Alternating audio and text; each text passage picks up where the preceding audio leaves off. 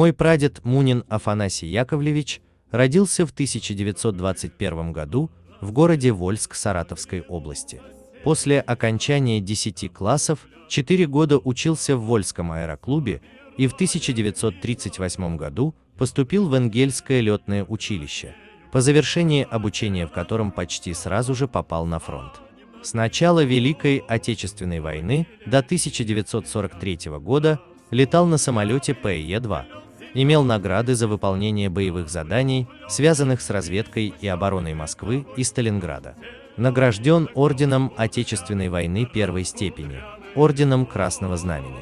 В 1943 году, в возрасте 22 лет, будучи сержантом и выполняя очередное задание, его самолет был сбит противником. Прадед получил серьезное ранение в ногу и в полубессознательном состоянии с раздробленным коленом был взят в плен и этапирован немцами сначала в концлагерь под Бобруйском, а потом переведен в концлагерь Майданек в Польше. Из-за полученного ранения у прадеда развилась газовая гангрена, в результате чего его отправили в один из госпиталей Германии, где под руководством немецких врачей, занимавшихся в то время разработкой и внедрением новых методов лечения данного заболевания и практикующих такого рода операции, была произведена ампутация ноги, которая в итоге помогла ему выжить.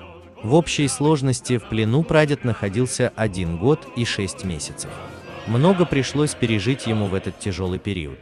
Унижение, голод, холод, пытки, смерть товарищей, побои, травлю лагерными собаками, издевательства и увечья.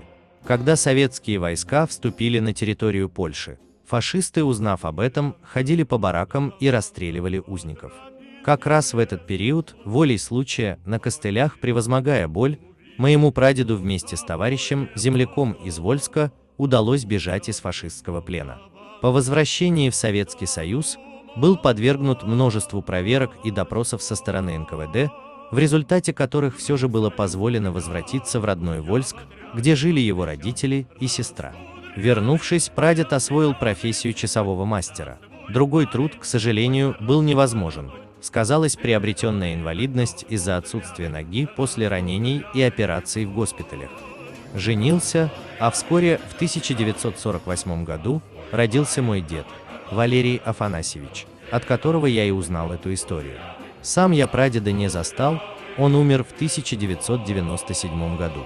Как рассказывал мой дед, Афанасий Яковлевич Мунин был человеком скромным, да и не любил вспоминать о войне. Уж слишком тяжелый след оставила она в его душе, поэтому без слез не мог говорить об этом периоде своей жизни, переосмысливая все то, что удалось узнать о своем героическом прадеде и о его огромной самоотверженности, стойкости, мужестве и жизнелюбии. Я теперь всецело уверен, что сделал правильный выбор, решив связать свою дальнейшую судьбу со службой в армии. Ведь я знаю, на кого мне стоит равняться, выполняя свой долг перед Родиной и искренне защищая свой народ. Кира, правнук героя.